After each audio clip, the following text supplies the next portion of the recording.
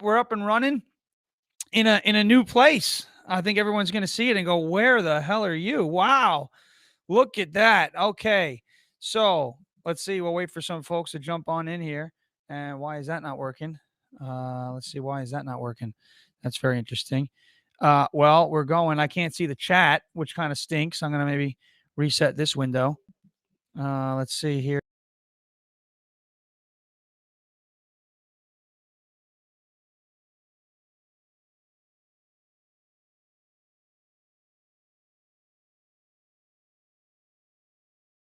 What happened?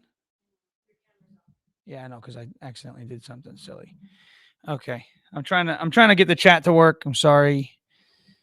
It's a brand new thing. There we go. And the chat is on. Okay, I got the chat on. We got everyone. Hey, here we go. So everyone's excited. We have a lot coming up in terms of board meetings and whatnot. I'm not going to go through the exact schedule. Those of you who know where I'm going to be know where I'm going to be. Those of you who don't. And those of you who I don't want to know where I'm going to be, obviously you saw what happened on Tuesday at West Babylon's meeting. We had a crazy come on out and start saying crazy things, but we don't care. And we're going to keep fighting. So we got a new setup, and I hope you guys like the way it looks. Let me just see if everyone's on the live stream here. Do you have audio? Are you seeing everything good? Are you hearing everything good? Just give me an update, everybody. If you could tell me how everything looks and how everything is, if you could tell me that, that would be good. And let's see. We got to see you. I could see. I could hear you. All right. Everybody says it's good. Very good. All right, cool. So that means that this is all working very good. So we're broadcasting. I'm broadcasting live, obviously live from the America First Media Campus. That's going to be where what we're going to be calling our new home here, and it's really awesome. I'm putting everything together, and big shout out to a couple folks who helped us get off the ground here, and we're flying. We're flying pretty good. We got a brand new board that's working. We got these mics that are working. There's actually a second one if we need one. So it's really coming together, and this is going to be the left's worst nightmare. It's going to be the left's worst nightmare. You give me a studio, you give me time, you're giving me resources to get the message out, to organize, and oh man, they are going to really start panicking when I'm able to come in and we're able to do these more often and more reliable setup than what we were going with. So just know that there's going to be a lot of content coming your way, a lot of videos, a lot of live streams, a lot of everything coming right from this room. This is going to be a very influential room on the entire island. So just so everybody knows, that's what's going on. So we're set up. We're ready to rock and roll. We obviously got September 5th around the corner, 2 weeks from today, and that is going to be our 1-year anniversary Trump rally. And we're going to be doing a caravan, big time, 1-year anniversary Trump rally starting at the Dennison building, and we're going to end it at the America First warehouse. That is Sunday, September 5th. 1 year from when the first rally kicked off from Copeg, Long Island, and made its way all the way out to Patchogue and then down to Smith Point Marina out in Shirley. So everyone wants to say, someone just said on Twitter, so you don't talk like Trump all the time? No, that isn't my that isn't my real voice all the time. But I could do it whenever I want, okay? As you watched the rally yesterday, he talked about some great things. And he could do it whenever I want to do it. I can actually snap into character, whatever you want. There's a flag over here, big, wonderful flag. It's beautiful. It says Trump won. Everybody knows it. Everybody knows it. Trump won. Everybody knows it. And everything woke. I don't want to say it family friendly, okay? But everything woke turns to, you know what? I took a video yesterday with a couple of cows also. You saw the picture I took with AOC, okay? Alexandria Ocasio-Cortez, AOC. And you saw what happened. We saw with a couple of cows out there. One of them was actually relieving himself, and I'll put the video up later. You can check it on TikTok. It's going to be Trump the Farmer. I'm going to put it up either tonight or tomorrow. So I see Twitter's loving it. Everyone on Facebook's loving it. And guys, I'm so happy you like it. And by the way, how's the picture? How's the quality of the video? Look good? Working with a new camera today. So I don't know if the quality looks good, but if it does, I mean, I'd be really thrilled to hear that. So I'm pretty excited about that. I'm being told by the Peanut Gallery.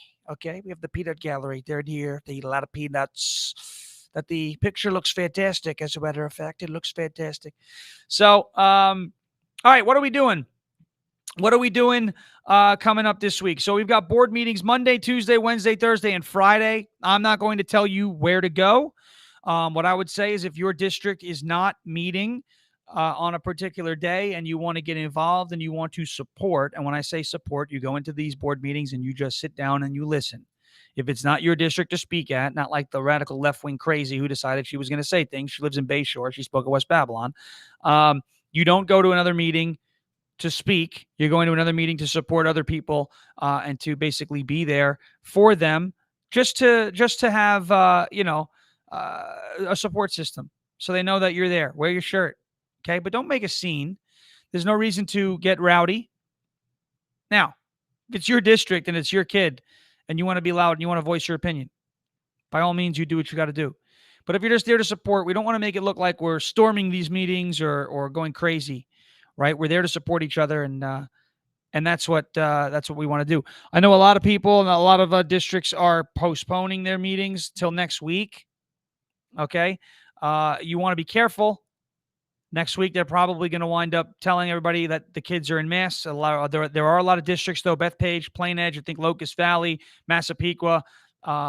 So there's a lot of districts right now that are saying no mask. I know Comac and William Floyd are doing what's called hybrid, which, listen, I would love it if we just said, and the right thing to do is masks are optional, period, end of story. Masks are optional. We don't want to have to take the kids, okay, and say you have to put a face diaper on all day long. It's a disgusting thing when you think about it. It's a disgusting thing when you think about it. You watch the face diaper. You look at it, the kids are sweating, they can't breathe, they're having problems, and you say, why are they wearing a mask? They're not spreading the China virus. It came from China. So when you think about everything that's happening, Comac, William Floyd are doing what's called hybrid. So the kids in the class, when you're sitting down, they can take the diaper down. When they're up walking around in the hallways, they got to put the diaper on. Now, when you think about that's terrible, it's like the restaurant doesn't make any sense. I agree. But you're in class for 40 minutes per class. You're in the hallway for like 3-4 minutes, right? So that means the majority of the day, these kids are going to have the freedom to take their masks off. And that's a good thing. That's a step in the right direction. So if your board moves in that direction, is it completely what we want? No. But is it better than having these kids forced into masks all day long? Yes. And at that point, you take what you can get at that point. I say give no ground. That means don't just take mandatory masks and say, well, it's mandatory, we got to do it. Now, you still have to fight that. You don't give the ground back on masks, right? But if you're being told hybrid, and they all have to wear them on the buses because that's a DOT mandate and the schools aren't in control of that. If they come out and say hybrid, for instance, if West Babylon comes out and says hybrid, when the kids are sitting, they can take them off. When they're walking around, they can put them up. I'll be satisfied with that because it's a step in the right direction and it's better than where they were. And it's still moving forward. When I was at Wantaw's meeting, they had asked the board and said, hey, you had kids in summer school, 18 kids in a class, no masks at all. Masks are optional. No mandate. Did you have any cases? And the answer was no. We did not have any cases. So why do we need them now? And the answer was, unfortunately, well, the state. Your district answers to the state in terms of curriculum and stuff. Your district should not be telling you that they're answering to the state. Your district should be telling you that they answer to you.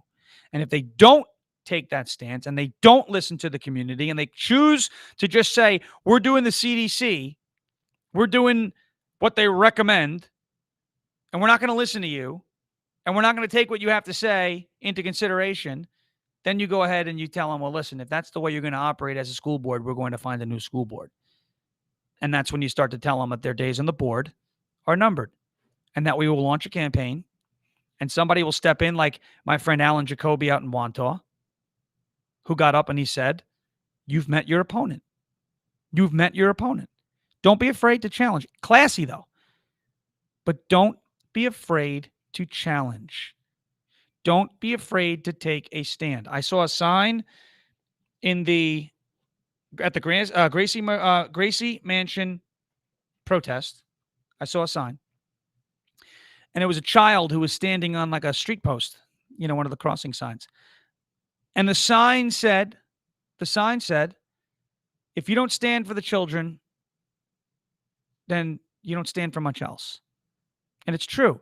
These kids don't have the means of fighting back. Although you saw what they did in Utah, recording the teacher who was being ridiculous in the classroom. You saw what they did in Utah. And that can happen whenever we need it to happen. Everyone asks for cameras in the classroom. We have cameras in the classroom. We just need the people who are in possession of those cameras to have the courage to do it. And some of them are courageous enough to do it. Some of them have been courageous enough to do it. And some of them are going to these board meetings and are getting empowered to do it every single day. There's a board meeting, and it's incredible to watch happen. There is an awakening happening. I was telling people at these board meetings that I'm going to, everything that I've been seeing, I've seen frustrated parents. My son should be starting on the baseball team. My son should be the number one quarterback. My daughter should be starting on this team, that team. She should be leading these clubs. Those are frustrated parents. Everything that I've seen this way, this time around, this is not frustration. These parents are irate. They're done watching their kids be preyed on. They're done watching their kids be taken advantage of and used as political pawns. They're just done. And it's evident that they're not going to stand for any more garbage. And I love watching that. I love watching that. When you think about it, okay, you watch these people, they come out, they go to the board meeting, and they're saying, we don't want to have our kids put in diapers. We don't want diversity, equity, inclusion framework, anti-police framework. That's another thing. You go to these board meetings, do not bring up critical race theory. Don't say critical race theory. Call it what it is, diversity, equity, and inclusion, and explain why DEI and pick out the pieces of DEI. I've done plenty of videos about it. I can give you the link. Just ask for it from me. How pieces of DEI are very similar or closely mirror critical race theory, because your school district will say, well, we're not teaching critical race theory. And they technically would be right by saying that. They're teaching the diversity, equity, and inclusion framework put forth by the state. This information is online. NYSED, April 12th, diversity. That's all you got to put on Google. NYSED, April 12th, diversity. There's two forms. There's the 16 or the 12 or 16 page PDF framework, and then there's a summary of the framework, both of which mention talking about systemic racism in school, making that a part of the curriculum. So don't say critical race theory. Say DEI. And remember, if you don't have a child in the district, I don't have a child in the district, you can still go down and fight, because nobody else is going to fight for these kids. And just the parents fighting for these kids aren't enough. You have to understand that by fighting for the children, you're fighting for the future. These are the kids that are going to get through the school system and be completely lost. I think his name was Yuri Bezmenov. He was a KGB whistleblower and said, all we need to do to bring down the United States of America is to indoctrinate one generation of children. That generation of children winds up running for office, and then you're stuck with them. Now look at what we have with the United States. Look at the president, doesn't know what the hell he's doing in Afghanistan. Look at the vice president, doesn't want to be attached to this administration at all. Look at the House of Representatives. Look at the infrastructure bill. Look at half of the Republicans that are in the Senate. Those are the people. We're stuck with them, right? They're in office. We're stuck with them. Not for long. 2022 is coming. And I want to make sure that we can go across the country. I love Long Island. Don't get me wrong. And by the way, Henry, what his name? Hank, Hurricane Hank. I call him Hank. He was looking to come to Long Island, and then he saw all the people that go to the board meetings and said, you know what? I don't want to mess with those people. I want to go around it. We're going to spare them. We're going to go to Rhode Island instead. We're going to go to Rhode Island, where Howard Dean, he comes there. He says that we're going to take back the White House, and he did that noise. Howard Dean, Rhode Island. We went to Rhode Island, and we took care of it. So The storm didn't want to mess with us, so it messed it. It missed us. Went right around. I'm not messing with those people in Long Island. No chance. So hopefully everyone made it okay with the storm. I know the East End had some problems. Dune Road and south of Sunrise Highway had some flooding problems, which was to be expected, but I'm glad it wasn't a complete disaster. Anyway, DEI, I don't even know where I was at, but if you don't, even if you're a taxpayer in the district, you don't have kids in the district, you're still funding what's going on. You should still be upset with it. You should still hopefully go out there, go to the board and say, as a taxpayer in this district, I may not have any children, but as a taxpayer in this district, I don't want to see my money going towards this type of education. That's not what you're there for. That's not what you're there for. Someone's telling me that there's no sound. Is there no sound? It seems like the sound is okay. I don't know. Someone was telling me there's no sound, but anyway. So we have, let's see. We have everyone saying they could hear. Okay, good. So in a couple of minutes, I'm going to be on Instagram on our Loud Majority Teens account with one of the people who are running it, the creator, the great creator of the group. Okay. And she's going to go live. So if you guys are on Instagram, jump over there. If you can go over there at Loud Majority Teens. And I'm going to be on there as well. And we're going to talk over there. Before we go, a couple things coming up this weekend. August 29th, Sunday, is Albany, the big one. We're going to see Kathy. We're going to go see Kathy. Isn't it great, Kathy? Kathy Hochul, the new governor of New York. We're going to go say hello to Kathy. It's a housewarming party. The first time she's in the mansion, we're going to say hello. We visited Andrew for a long time, and now we're going to visit you for the rest of the time. And then next time, we're going to put in a person by the name of Lee Zeldin, and we're going to visit him all the time because we're going to be good friends, okay? He's going to be a great governor. We won't have to pay Lee Zeldin a visit because we won't have any reason to be upset. And we're going to get the Tappan Zee back, too. But the healthcare protest, August 25th, flyers are everywhere, Stony Brook. I posted a flyer. There's like 3 events that are coming up.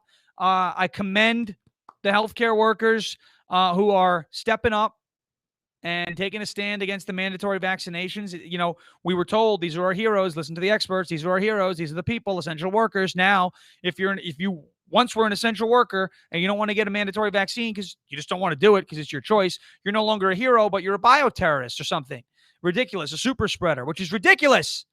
Absolutely crazy. So to the healthcare workers, get out there. And anybody who wants to support the healthcare community, check those flyers. I posted on the Long Island Loud Majority Facebook page. I posted it on my personal story, Instagram, at Sean Farish. You can check that out over there. I personally will be able to go. I'm going to be working, but I will encourage anybody to go and stand with those healthcare workers. There was one of those flyers that said it was a walkout. I want to clarify something. It is not a walkout. Nobody is encouraging anybody to walk off the job. This is only for people who are not working, who are off duty, who are going to come down and, stand. But we're not telling people to leave the workplace. We're not encouraging doctors to walk out. That's not what we're doing. It is what one of the flyers said, but I clarified that with the organizers. That's not what's going on. So August 25th, Stony Brook University, please, or Stony Brook Hospital, I'm sorry. The flyers out there. I'll post it again tomorrow. This way you guys can have it for the rest of the week to know where the medical protests are. And then your school board meetings, you can go back to the first post that we had. We'll make another post tomorrow about the meetings that are coming up this week. If we miss any, please let us know. We'll add it to the list. As far as where I'm personally going, that's a secret now because we don't want these crazies to come over there. Obviously, there's people who can't get me out of their head, and that's cute. And that's great. And I know there's people who use me as the ringtone, and that's cute, and that's great too. But then there's the bad people who are sitting there and are like obsessed. We're like, where is he going? He's a neo-Nazi and all this other crazy stuff. It's unbelievable. And believe me, we're going to take care of that too. So that's what's coming up there. August 29th, this Sunday, a week from today, we're going to Albany, Kathy Hochul's housewarming party, if you want to call it that. It's also a march for the kids. March for the kids, hands off the kids. The flyer is beautiful. It's a march against march for medical freedom. It's a march for parent choice, and it's a general statement that we're going to be sending to Kathy, the incoming governor of New York, for the remainder of this term. That hey, we know we got rid of Andrew Cuomo. My governor's an idiot. There he is. And my governor is still an idiot. Kathy Hochul is still an idiot. And so we're going to pay her a warm welcome, a warm hello. Hello, Kathy. Housewarming party. We're here to bring you a gift. We identify as a group of 10 people or less, okay? And we're there. So that's Albany. And it's a great group, folks, a great group of patriots that I've had the pleasure to get to know over the last couple of months, going upstate to Albany, going upstate to Binghamton, and doing all that. So it's been a real fun time. Also, no guarantees here, but I do want to start regularly doing something in terms of live streams or podcasts or content in the mornings. So if you could just real quick in the chat, if you're listening, tell me what hour works better for you, 7 to 8 or 8 to 9, 7 to 8 a.m. or 8 to 9 a.m. Or 9 to 10 a.m. Which hour works better for all of you? I want to see comments, and that'll go into what the decision would be to when I want to do the stream. But every morning you can do 7 to 8, we could do 8 to 9, or we could do 9 to 10. We've got this great place. It's a plug and play deal. Come in, I can go live. We could do something every morning or every Monday, Wednesday, Friday, or something. But I want to get out in front of everything regularly. This way we can all stay on the same page, and we can all we could all get, be on the same page, be informed, and keep coming together and supporting each other. Because what's happening at these board meetings is great. What's happening at these board meetings is great. I see a lot of 7 to 8s, and I see a lot of 9 to 10s. I see a lot of 7 to 8s, and I see a lot of 9 to 10s. So here's the good thing. If I come in and do it from 7 to 8, you can still watch it between 9 and 10. You see what I'm saying? So I think the earlier in the morning is probably better, 7 to 8 a.m., and I'll try and start doing those things live. It's a lot more 7 to 8s than I've seen. So maybe that'll be the way to go, but I'll think about it. 10:02. Right now, we're going to jump on over to Instagram. Go on to Instagram at Loud Majority Teens. That's the kids group bringing children together who want to fight back against all the nonsense that's been thrown their way in the schools. So go on over, head over to Instagram. I'm going to be heading over there too. Remember to go to our website, loudmajorityus.com or officialloudmajority.com. Sign up for the newsletter. Follow us on Twitter. My Twitter, Sean_Farish. The Loud Majority Twitter at LILoudMajority. Follow our Instagram. We want to grow that platform big at Long Island Loud Majority, and invite all your friends to like our page, the public page on Facebook. I know the groups, LILM 3.0, Take Back New York, I know they get disabled every other day. We've had really good luck with this public page. So do yourselves a favor, share this. Please mash the share button and head over to our YouTube channel. Go to youtube.com/Long Island Loud Majority. Hit the subscribe button, share that channel as well. And then if you can, we'll also be, if I can do editing and whatnot, be uploading videos to Rumble as well. So we'll be setting up a Rumble account there as well.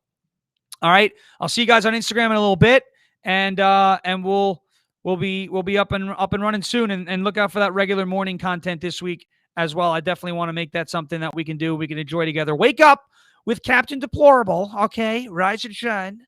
The best part of waking up is Kofifi in your cup. What do you think about it? Okay, that's the best part of waking up. I did the alarm clock, and a lot of people use it. They use it to make the memes, and they're great people. They use it to make the memes.